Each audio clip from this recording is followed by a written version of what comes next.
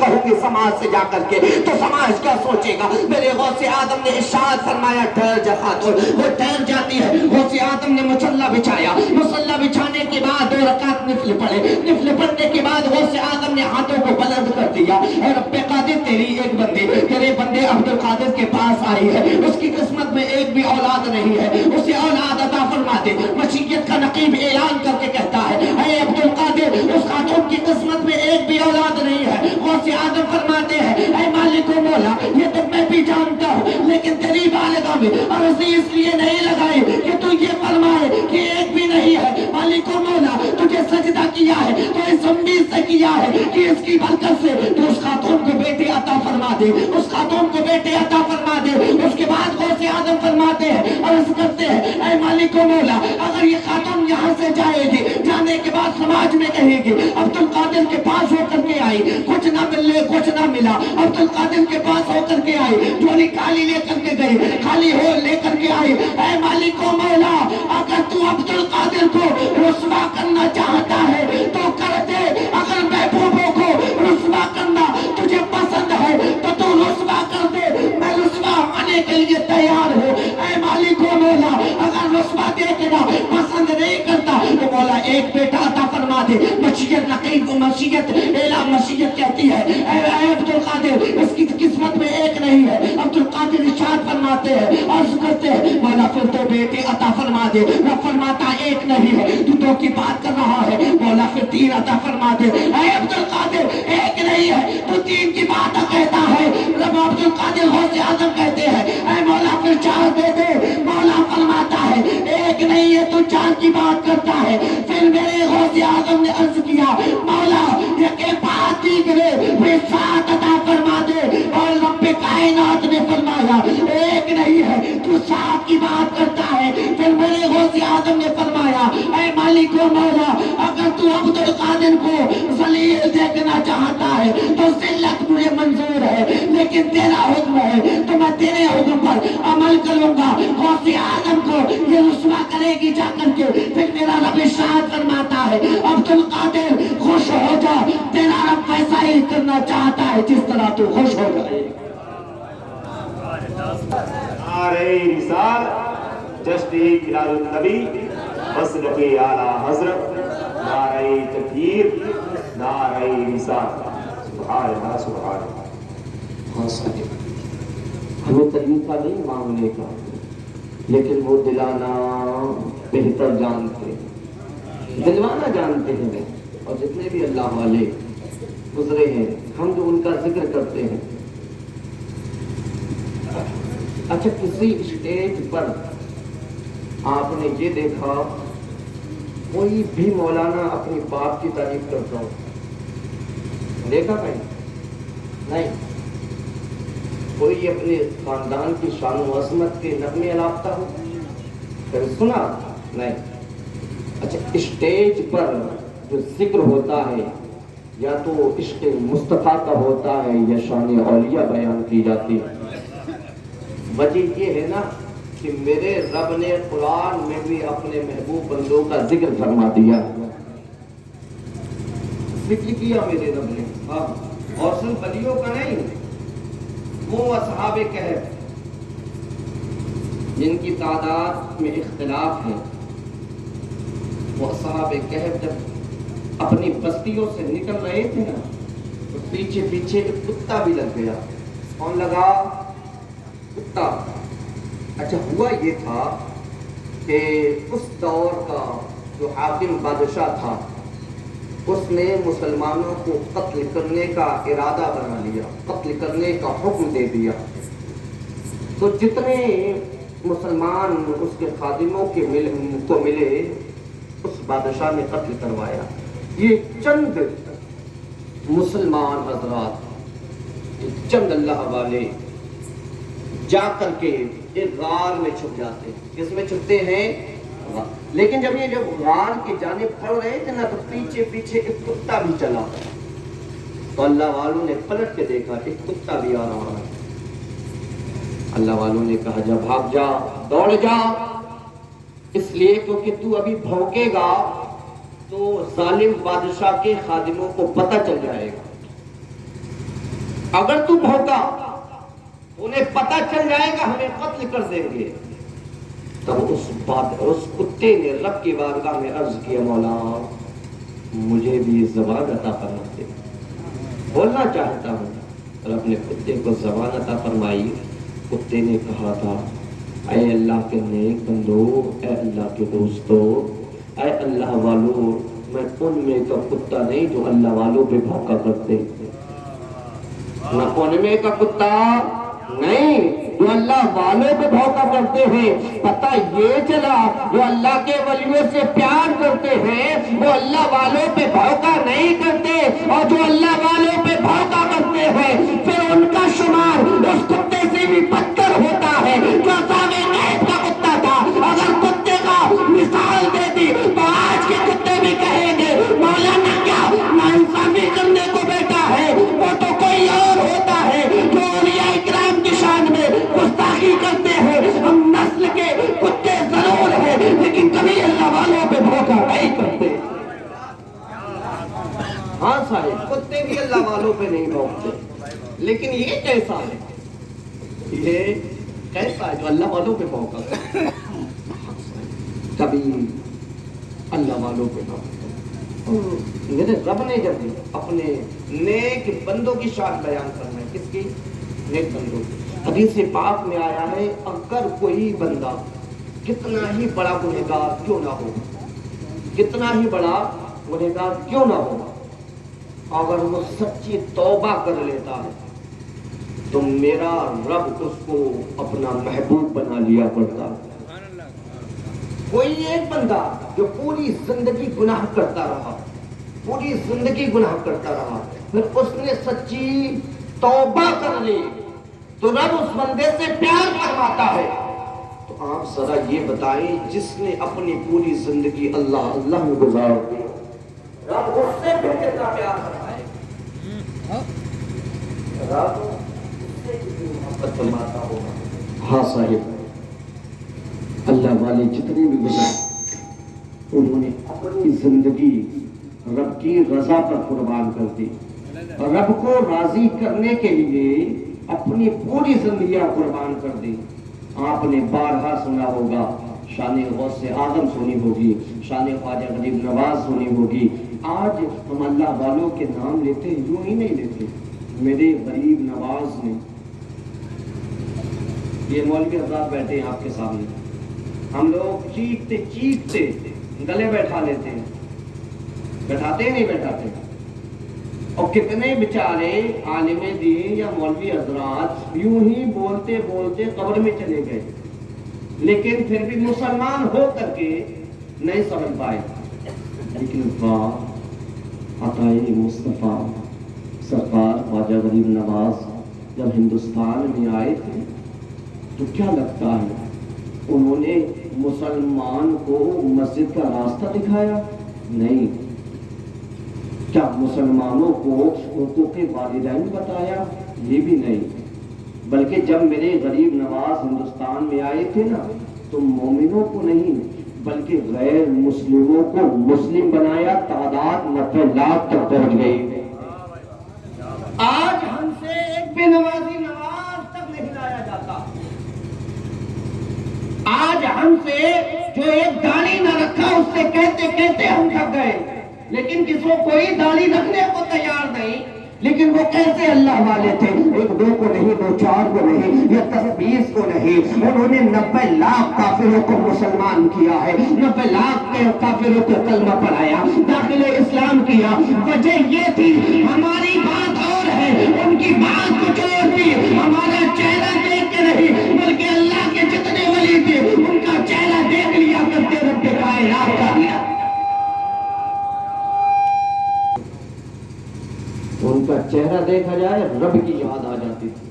وہ اتنے نیک تھے, اتنے نیک تھے, وہ رب کی یاد آتی. لیکن آج ہم اپنے کردار کو دیکھیں, آج ہم اپنی زندگیوں کو دیکھیں, ہمارا حال کیا ہے. ہم نمازوں سے دور, ہم مساجدوں سے دور, والدین کے نافرمان بنے آ رہے ہیں. آج پڑوسی ہم سے خوش نہیں ہیں, آج چہروں پہ داڑیاں ہماری نہیں ہیں, اللہ والے جتنے بھی ہیں اور اپنے مزارات میں حاضر ہیں وہ تمام پوری زندگی صرف اور صرف رب کی رضا چاہتے رہے. کس کی رضا؟ رب کی رضا چاہتے رہے. اور انہوں نے ایک ایک سنت مصطفیٰ پر ایسا عمل کیا. کسی نے پوچھا تھا حضرت بایزید بسطامی سے، حضرت بایزید بسطامی آپ بتائیں کوئی ایسی بھی سنت ہے جسے آپ نے جانتے ہوئے بھی اس پر عمل نہ کیا ہو؟ تو حضرت بایزید بسطامی نے کہا جی جتنی بھی سنتیں میں نے حضور کی سنی یا پڑھی ان تمام سنتوں پہ میں نے عمل کیا، لیکن ایک ایسی سنت ہے، واحد ایسی سنت ہے جس پر آج تک بایزید نے عمل نہیں کیا. پوچھا گیا حضور وہ کیوں؟ کہنے لگے فقط اس لیے، اور وہ جو سنت ہے نا وہ کوئی اور نہیں بلکہ تربوز کھانے کی سنت تھی. کون سی؟ تربوز کھانے کی سنت. پوچھا گیا حضور یہ تربوز کھانا تو حضور کی سنت ہے، پھر آپ نے کیوں نہیں کھایا؟ دیکھیں اللہ والے کتنی شریعت کی پابندی کیا کرتے، سنتوں کا کتنا خیال رکھتے تھے. حضرت بایزید بسطامی نے کہا لوگوں میں نے اس حدیث پہ آج تک عمل اس لیے نہیں کیا کیونکہ میرے حضور نے جب تربوز کھایا تھا نا تو یہ پتہ نہیں کہ حضور نے لمبے میں اس کو کاٹا تھا کہ چوڑے میں اس کو کاٹا تھا، یعنی کہ اس کو لمبائی میں کاٹا تھا یا چوڑائی میں کاٹا تھا. میں نے اس لیے اس حدیث پر اس لیے اس سنت پہ عمل نہیں کیا کہیں ایسا نہ ہو میرے حضور نے لمبائی میں کاٹا ہو اور میں چوڑائی میں کاٹ بیٹھوں، یا میرے حضور نے چوڑائی میں کاٹا ہو میں لمبائی میں کاٹ بیٹھوں، اس لیے میں نے اس پہ عمل نہیں کیا. کہیں ایسا نہ ہو حضور کی ادا کی مخالفت ہو جائے اور بروز قیامت اسی پہ بایزید کی پکڑ ہو جائے. میں یہ چاہتا ہوں اس سنت پہ حضور کی سنت پہ عمل اگر ان کے مخالف ہو گیا اور بروز میری پکڑ ہو گئی تو لوگوں تمام عمل میرے منہ پہ مار دیے جائیں. اس سنت پہ آج تک عمل نہیں کہ چوڑائی میں کاٹا گیا یا لمبائی میں کاٹا. یہ اللہ والے تھے، والد ہو، پڑوسی ہو، دوست و احباب ہو، کوئی بھی ہو، آج ہم ان کے دل توڑنے کی بات کبھی خیال بھی نہیں کرتے. ہمارے کس لہجے سے وہ ناراض ہو جاتے ہیں ہم نے کبھی احساس بھی نہیں کیا.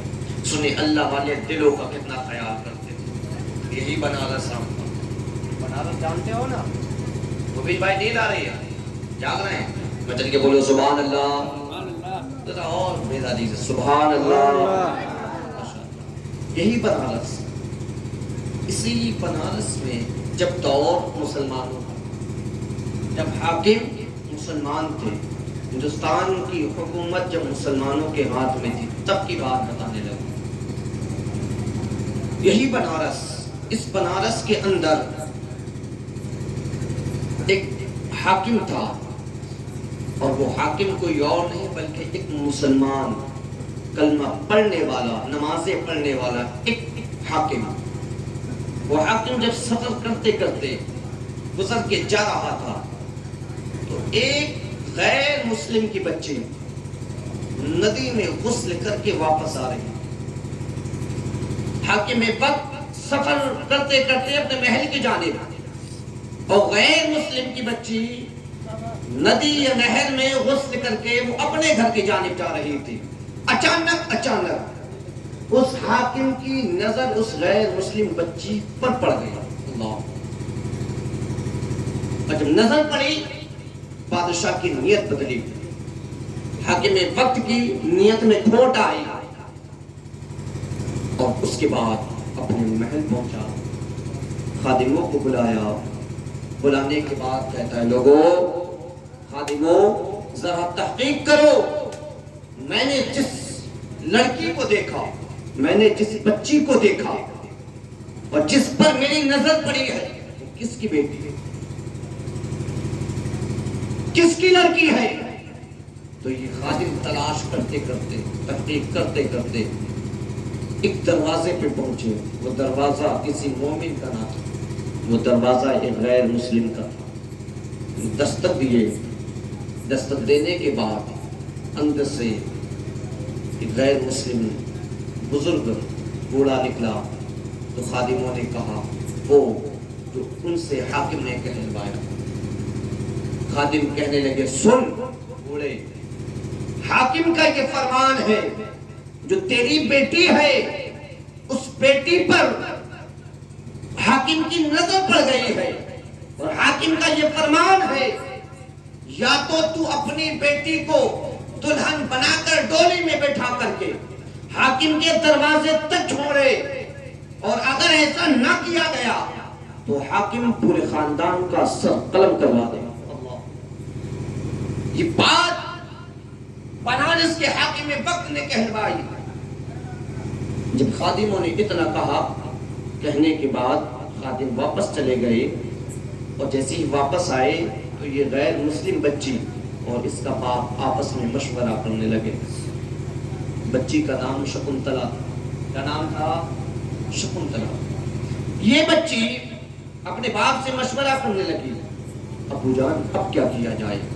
وہ حاکم وقت ہے، اگر اس کی نہ مانی گئی تو خاندان کو چوراہے پہ کھڑا کر کے گردنیں مار دے گا، ہمارا خاندان تباہ و برباد کر دے گا. جب بچی نے اتنا کہا، کہنے کے بعد والد نے فیصلہ کیا چل بچی کیا کیا جائے، وہ حاکم ہے، اگر اس کی بات نہ مانی تو ہمارے خاندان کو تباہ و برباد کر دے گا، ہمارے خاندان کی اینٹ سے اینٹ بجا کر کے رکھ دے گا. اے بچی چل ایسا کرتے ہیں، کسی ندی میں کود کر کے کسی ندی میں کود کر کے جان دے دیتے ہیں، اگر ندی میں نہیں کودیں گے تو خودکشی کر لیتے ہیں. اے بیٹی چل کہیں چلتے ہیں، کم سے کم بادشاہ کے ظلم سے تو بچ جائیں گے، بادشاہ کے اس انداز سے تو بچ جائیں گے، بادشاہ نے جو گندی نظر ڈالی ہے اس گندے فعل سے تو بچ جائیں گے. جب باپ نے اتنا کہا، کہنے کے بعد بچی نے کہا تھا نہ ابو ہم دریا میں کود کر کے جان نہیں دیں گے، ہم ندی میں کود کر کے خودکشی نہیں کریں گے، بلکہ آپ اس بادشاہ کے پاس جائیں اور جانے کے بعد اس بادشاہ سے کہیں،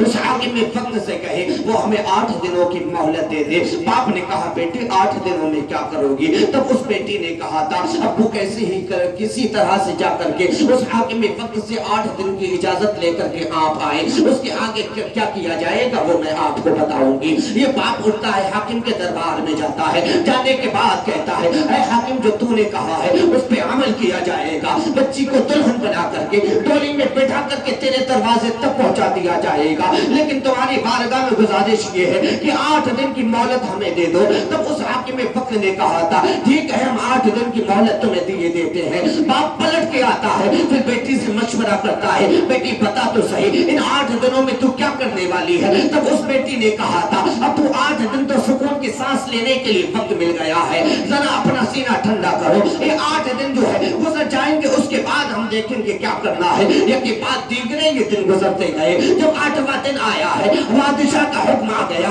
حاکم کا حکم آ گیا، 8واں دن آ گیا ہے، اپنی بچی کو دلہن بنا کر کے اسے میرے دروازے تک پہنچاؤ. اتنا جب بچی نے سنا، بچی نے کہا تھا ابو 8 دن کی مہلت آپ لے کر کے آئے تھے، میری گزارش یہ ہے بادشاہ کے دربار میں جائیں اور اس سے کہے 8 دن کی مہلت کو اور بڑھا دے اور اضافہ کر دے اور ہمیں مہلت دے دے، اور اس سے کہہ دینا ابھی شادیوں کی تیاریاں مکمل نہ ہوئی ہے، ابھی شادیوں میں شادی کی تیاریوں میں کچھ تاخیر آ گئی ہے. تب وہ باپ اٹھا ہے، اٹھ کے جانے کے بعد حاکم وقت کے دربار میں جاتا ہے اور حاکم وقت سے کہتا ہے اے حاکم ہم تو دلہن بنانے کے لیے تیار ہے، تیرے دربار میں بھیجنے کے لیے تیار ہے، لیکن کچھ وقت کی اور مہلت چاہیے، ابھی تاخیر ہو رہی ہے، ابھی دلہن بنانے میں کچھ ٹائم لگ سکتا ہے، اس لیے ہم چاہتے ہیں ہمیں 8 دن کی مہلت اور دے دی جائے. جب یہ باپ نے کہا، حاکم وقت نے کہا تھا چلو ٹھیک ہے 8 دن کی مہلت اور دیے دیتے ہیں. یہ باپ پلٹ کے آتا ہے، بچی سے کہتا ہے اے بچی 8 دن کی مہلت تو اور مل گئی ہے، اب پتہ کیا کرنا ہے؟ تب اس بچی نے کہا تھا ابو جان ایک تیز رفتار گھوڑے کا انتظام کیا جائے اور شہزادے والے لباس کا انتظام کیا جائے. باپ نے کو پوچھا تھا اے بیٹی بتا تو صحیح کدھر کے سفر کا ارادہ ہے، یہ سامان سفر اٹھا کر کے کدھر جا رہی ہے، اے بیٹی اپنے ارادے کو تو بتا. تب اس بچی نے کہا تھا ابو میں جتنا کہہ رہی ہوں اگر اتنا کر دیں گے تو مہربانی ہوگی، گھوڑے کا انتظام کیا جائے، شہزادے کے لباس کا انتظام کیا جائے. باپ نے ایک گھوڑا لا کر کے دے دیا ہے، اس شہزادی کو شہزادے والا لباس فیصلہ کر کے دے دیا ہے.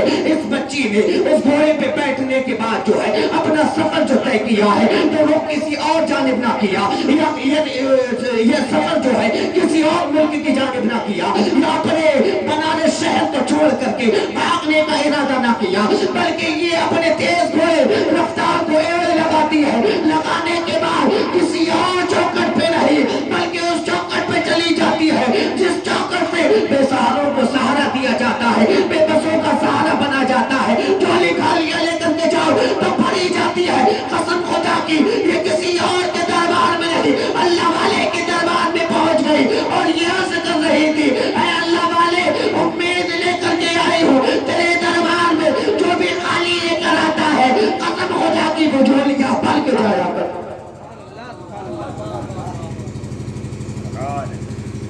رخ کیا دلی کی طرف, دہلی کی طرف رخ کیا اور 3 دن مسلسل چلتے چلتے دہلی کی جامع مسجد کے دروازے پر پہنچی. اور جیسے ہی پہنچی جمعے کا دن, نماز جمعہ پڑھانے والا کوئی اور نہیں بلکہ وقت کا بادشاہ تھا. وہ بادشاہ جس بادشاہ نے بنارس میں حاکم مقرر کر رکھا. کیوں؟ کیونکہ ہر کسی کے اوپر کوئی بادشاہ ہے. وہ یہ نہ سمجھے مجھے پاک بنا دیا گیا تو میرے اوپر کوئی بادشاہ نہیں. وہ یہ نہ سمجھے میرے پاس کرسی ہے تو میرے اوپر کوئی بادشاہ نہیں. ہر کسی کے اوپر ایک بادشاہ ہے مقرر. تو بچی نے اس کی نظر بگڑی ہے تو کیوں نہ اس حاکم کے بادشاہ سے شکایت کر دی جائے. وہ بچی جا کر کے جامع مسجد کے دروازے پر اس لائن میں کھڑی ہو گئی جس لائن میں فقیر اور غریب مسکین کھڑے تھے, مانگنے والے کھڑے تھے. بریلی کا, دلی کا بادشاہ اورنگزیب, بچے کے بولو سبحان اللہ. بادشاہ اورنگزیب جمعہ کی نماز پڑھا کر کے باہر نکلے. دیکھتے کیا فقیروں کی لمبی لائن لگی ہے. ہر کسی کے سر پہ ہاتھ رکھتے اور اپنی جیب سے نکال کے اس فقیر کو دیا کرتے تھے. بڑے پیار سے اللہ والے سر پہ ہاتھ رکھتے اور جو ان سے ہوتا وہ فقیر کو دیتے اور آگے بڑھ جایا کرتے تھے. اسی طرح بادشاہ اورنگزیب فقیروں کو دیتے جب اس شہزادی کے قریب پہنچے, چونکہ شہزادی شہزادوں والا لباس پہنی تھی, ایک لڑکی لڑکوں والا لباس پہنی تھی اور فقیروں کے لائن میں کھڑی تھی. جیسی بادشاہ نے ہاتھ بڑھایا اس بچی کے سر پہ رکھنے کے لیے, پیچھے کھڑی طاقت نے کھینچ لیا کہ اللہ کے جو ولی ہوتے ہیں وہ غیر محرم عورتوں کو نہ دیکھا کرتے ہیں, نہ اپنے پیر دبایا کرتے ہیں, نہ ان کے سر پہ ہاتھ رکھا کرتے ہیں. جو اللہ والے ہوتے ہیں, جو شریعت کے پابند ہوتے ہیں, وہ کبھی کسی غیر عورت کے سر پہ ہاتھ نہیں رکھتے. آج جتنے پیر یہ پیر دبا رہے ہیں اور یہ کہتے ہیں یہ مریدہ میری فرماتے ہیں بیٹی جیسی ہو سکتی ہے لیکن بیٹی تو نہیں ہے. یہ جو قوم کو دھوکہ دیتے ہیں ڈونگی پیر کہ یہ میری بیٹی جیسی ہے, یہ پیر بھی دبائے گی, یہ سر کی مالش بھی کرے گی. یاد رکھ, اگر کوئی ظالم یا کوئی بھی دنیا کا ڈھونگی پیر یہ کہے میری بیٹی جیسی ہے تو اس سے نکاح حرام نہیں ہو جاتا, بلکہ جو بہنیں ہیں وہ واقعی میں بہنیں ہیں. سماج سے کہنے سے کوئی غیر بہن نہیں بنتی ہے تو اس سے کوئی پیر پیر دبائے. یاد رکھ, اگر کوئی ڈھونگی پیر اس بیٹی کو اپنی بیٹی کہہ کر نام نے ہاتھ بتا کر کے پیر دبائے گا تو ادھر کے پیر پیر دبائے گا, اور جب مر کے قبر میں پہنچے گا تو ادھر فرشتے اسے دباتے بہت دبائے اور اچھی طرح سے دبائے. بادشاہ اورنگزیب بچی کے سر پہ ہاتھ رکھنے کے قریب کے پیچھے کھینچ لیا. اللہ والے تھے، نظر اللہ والوں کی تھی، پہچان لیا. شہزادوں کے لباس میں کوئی شہزادی کھڑی. بادشاہ اورنگزیب نے کہا بیٹی تو فقیر کے لائنوں میں کیوں، فقیر کی لائن میں کیوں کھڑی ہے؟ لڑکی نے، بچی نے جب اتنا سنا نا سن کے دنگ رہ گئی اور کہنے لگی بادشاہ تیرے دربار میں ایک عرضی لے کر کے آئی. تب بادشاہ نے کہا بیٹی بچی جو ہے وہ چوراہوں پہ یا گلیوں میں عرضی نہیں کرتی ہیں. بچیوں کا مقام چوراہے پر یا گلی میں کھڑے رہنے کا نہیں ہے. بچیوں کا مقام محلوں میں کھڑے رہنے کا، محلوں میں کھڑے رہنے کا ہے. چل تیرا فیصلہ یہاں نہیں بلکہ محل میں کیا جائے. گئے، بچی بھی گئی. بادشاہ اپنی نشست پہ بیٹھا، نشست پہ بیٹھے اور بچی کو سامنے بٹھایا. تب پوچھتے ہیں بیٹی اب بتا کیا کہنا چاہتی، اب بتا کیا کہنا چاہتی. تب اس بچی نے کہا تھا حضور جو آپ نے حاکم مقرر کیا ہے اس کی گندی نظر مجھ پہ پڑ گئی اور وہ کہتا ہے ڈولی سجا کر کے اس کی چوکھٹ تک بھیجا جائے ورنہ خاندان کو تباہ و برباد کر دے گا، تباہ و برباد کر. تب بادشاہ اورنگزیب نے ارشاد فرمایا تھا بیٹی جا، جیسا بنارس کا حاکم کہتا ہے ویسا ہی کر دے. بچن کے بولو سبحان اللہ. بنارس کا حاکم کہتا ہے ویسا ہی کر دے. بچی کا چہرہ اتر گیا. جتنی امیدیں لے کر کے آئی تھی ساری امیدوں پہ پانی بھر گیا.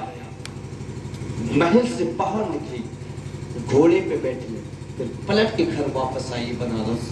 باپ نے پوچھا بیٹی کہاں گئی تھی، کس لیے گئی تھی، کس کے پاس گئی تھی؟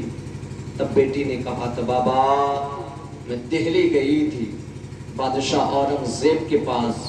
بیٹی پھر اس بادشاہ نے کیا کہا؟ تو یہ بچی کہتی ہے بابا اس بادشاہ نے بھی وہی کیا جو بنارس کا حاکم کہا کرتا. اللہ، بنارس کا جو حاکم کہتا ہے وہی دہلی کا بادشاہ کہتا ہے. تب باپ نے کہا بیٹی اب کیا کیا جائے گا؟ چل دریا میں کود کر جان دے دیتے ہیں، چل خودکشی کر لیتے ہیں.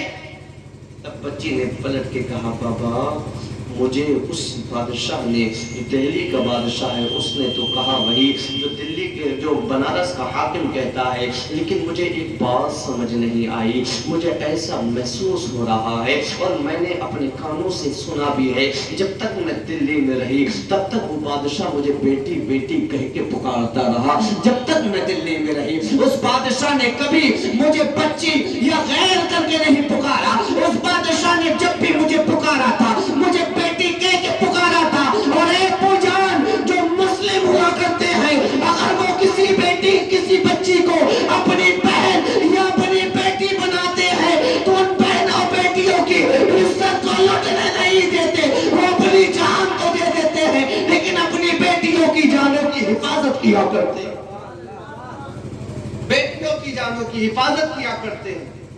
بابا جب تک دلی میں تھی بیٹی بیٹی کہہ کے پکارتا رہا. چل بابا ہوگا وہی جو دلی کا بادشاہ کہتا ہے بنارس کا حاکم کہتا ہے. مچل کے بولو سبحان اللہ. وہ دن آیا جس دن بچی کو دلہن بنایا جائے، ڈولی میں بٹھایا جائے. باپ نے کہا بیٹی اپنی جگہ کسی اور کو بٹھا دے. بچی کہنے لگی ابا نہیں مجھے تیار کیا جائے، میں ہی ڈولی پہ بیٹھوں گی. بچی کو تیار کیا گیا، ڈولی پہ بٹھایا گیا. ڈولی اٹھائی اور اٹھانے کے بعد اس حاکم کے دربار، اس حاکم کے چوکھٹ پر جیسے ہی یہ ڈولی پہنچی، پہنچنے کے بعد اس حاکم نے دیکھا، دیکھ کر کے بڑا خوش ہوا، آج برسوں کے ارمان جاگ اٹھے ہیں، میری خواہش جو تھی وہ پوری ہو گئی ہے۔ تو اس بادشاہ نے مارے خوشی کے اس کا ٹھکانہ نہ رہا، اس نے بلایا اپنے خادموں کو، خادم حاضر آئے، کہا جاؤ اندر سے تشت اٹھا کر کے لے کے آؤ، جاؤ اندر جو تھال رکھے ہیں وہ اٹھا کر کے لاؤ۔ تشت اور تھال اٹھائے گئے، لانے کے بعد بادشاہ کے قریب رکھے گئے تو بادشاہ نے اپنے مٹھی سے جو تشت اور تھال میں جتنے بھی سونے کے سکے پڑے تھے اپنے ہاتھ سے اٹھاتا تھا، غریبوں میں پھینک دیا کرتا تھا، اپنے ہاتھ سے اٹھاتا فقیروں کے درمیان پھینکتا، فقیروں میں لٹا رہا ہے، غریبوں میں لٹا رہا ہے، اور ہر فقیر لوٹنے کو تیار ہے۔ اسی فقیر کی جماعت میں ایک فقیر آتا ہے، آنے کے بعد کہتا ہے اے بادشاہ میری جھولی پھیلی ہوئی ہے، اس جھولی میں ڈال دے، اگر جھولی میں نہ ڈال سکے تو کم سے کم ہاتھ میں دے دے۔ تو بنارس کے اس حاکم نے کہا تھا دیکھتا نہیں ہے تمام کے تمام فقیر زمین سے اٹھا رہے ہیں، جا تو بھی زمین سے اٹھا لے، تو بھی اپنی جھولی کو بھر لے، تو بھی مالا مال ہو جا۔ تو اس آنے والے فقیر نے کہا تھا نہیں حاکم، یہ جو فقیر ہے یہ کچھ اور طرح کے فقیر ہے، میں جو فقیر ہوں میں کوئی اور طرح کا فقیر ہوں، میں گرے ہوئے کو نہیں اٹھاتا ہوں بلکہ جو ہاتھ میں دیا جاتا ہے میں وہ لیا کرتا ہوں، جو ہاتھ میں دیا جاتا ہے میں وہ لیا کرتا ہوں۔ جب اس حاکم بنارس نے مٹھی بھر کے اس فقیر کی جانب سونے کے سکے بڑھانے کی کوشش کی تو آنے والے فقیر نے سونے کو نہ پکڑا بلکہ حاکم بنارس کی کلائی پکڑ لی، اور جیسے ہی کلائی پکڑی ہے تو وہ حاکم وقت بھی تنگ رہ گیا۔ اس کے بعد جتنے فقراء تھے وہ بھی دیکھ کر کے حیران و پریشان رہ گئے، جتنے حاضرین تھے ان کے طوطے اڑ گئے، وہ اس لیے کہ جس فقیر نے اس حاکم وقت کی کلائی تھامی، قسم خدا کی وہ کوئی فقیر نہیں بلکہ فقیر کے لباس میں بادشاہ اورنگزیب آ بیٹھا ہے۔ بادشاہ اورنگزیب آ گیا، نعرہ تکبیر، بادشاہ اورنگزیب آیا، حاکم وقت کے بھی طوطے اڑ گئے، بادشاہ آ گیا۔ پھر بادشاہ نے کہا بچی کو بلایا جائے، بچی کو سامنے پیش کیا گیا۔ اس کے بعد بادشاہ نے سنا، حاکم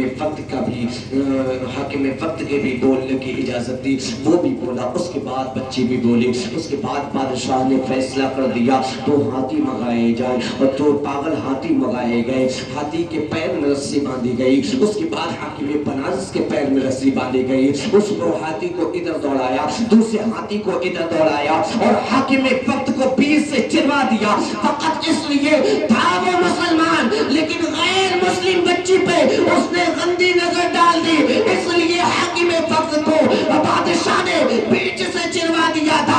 آج لوگ کہتے ہیں بچیوں کو بچاؤ، بچی کو پڑھاؤ، ارے جب ہمارا اقتدار تھا تو ہمارے اقتدار میں، ہماری دور حکومت میں، ہماری بادشاہت میں بچیاں بھی سلامت تھی، بچیوں کے باپ بھی سلامت تھے۔ قسم خدا کی آج تمہارا اقتدار ہے، نہ بچیاں سلامت ہے نہ پریوار سلامت ہے، اس لیے کہتے ہیں آج نے ان کی پناہ، آج مدد مانگ ان سے، پھر نہ مانیں گے قیامت میں اگر مانیں گے۔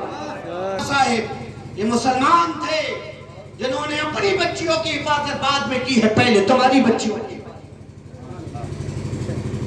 آج غلط سوچ سماج میں ڈالتے ہیں، سنے پھر یہی بادشاہ اس بچی شکنتلا کے دروازے پر گئے، جانے کے بعد کہا بیٹی نماز ادا کرنا ہے۔